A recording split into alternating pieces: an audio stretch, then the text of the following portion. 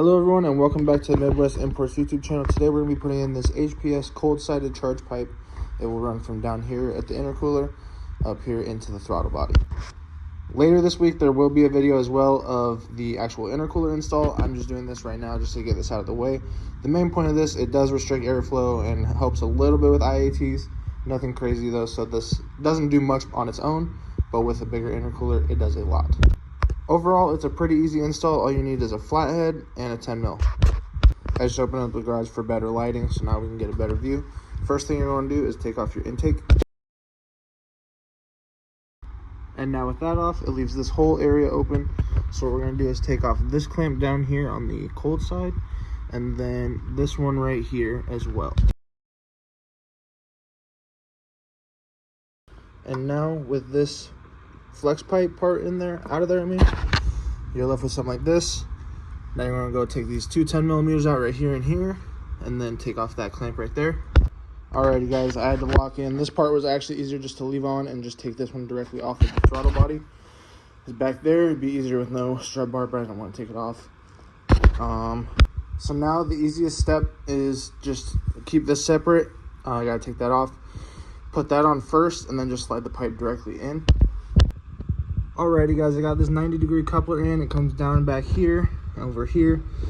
The bolt that I had to use as a clamp, it is this bolt right here. Oh shoot, right there. It's in a pretty tight spot, but I was able to make it work.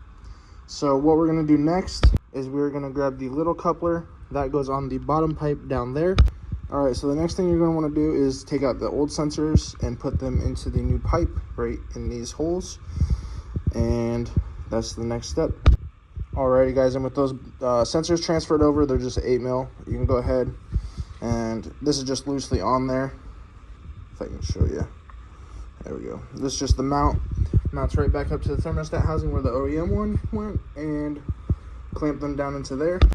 Alright guys, don't make the same mistake as me. This is in the way now, and that was kind of a pain to squeeze into there because unlike the old one, there's no flex section, so you have to just kind of go for it.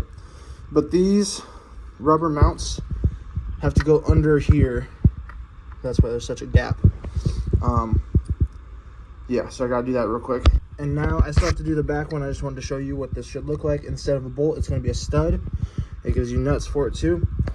I'm gonna go ahead and take this back out and do the back one. You can just toss the OEM bolt, or you can keep it for another project later.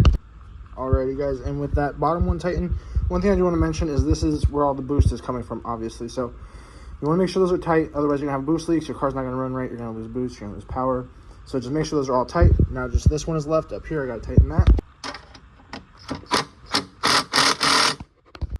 And with all those tightened, you can go back in, connect your vacuum line onto here. There's a clamp, I'll get that later. Plug in all of your sensors. Make sure you plug them on the right way.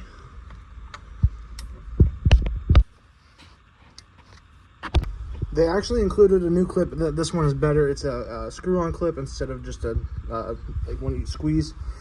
So I went ahead and put that on. Everything is plugged in except for the MAF sensor, so we're just gonna put that aside so we get the intake on.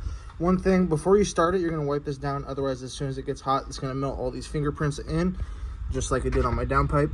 Made that mistake once, not going to do it again. Alrighty guys, and now that that is all wiped down and shiny again, we can go ahead and put the intake on. The intake is all back on, hands are washed and clean. That's all done. You want to make sure, like I said, no boost leaks. You don't want that to happen, otherwise your car's going to run like shit and be slow. Make sure you get all that vacuum line, those sensors, all of them plugged in and good to go. It's really a straightforward install, and I do like the product, so I'm going to go ahead and put a link in the description. It's not sponsored or anything. If you guys want to pick one of these up for your 2016 through I believe 21 Honda Civic 1.5T for the SI or hatch. And with that being said, this is where the video is going to end. Just show you a little bit more down here. There will be another video later this week of an actual install of the full intercooler. I've got the bumper off and everything, so just need to do that. But with that all being said, I appreciate you guys watching. Glad we get this done, and it looks and hopefully will perform pretty good. I'll leave a link in the description for the part if you want it. And as always, thank you for watching.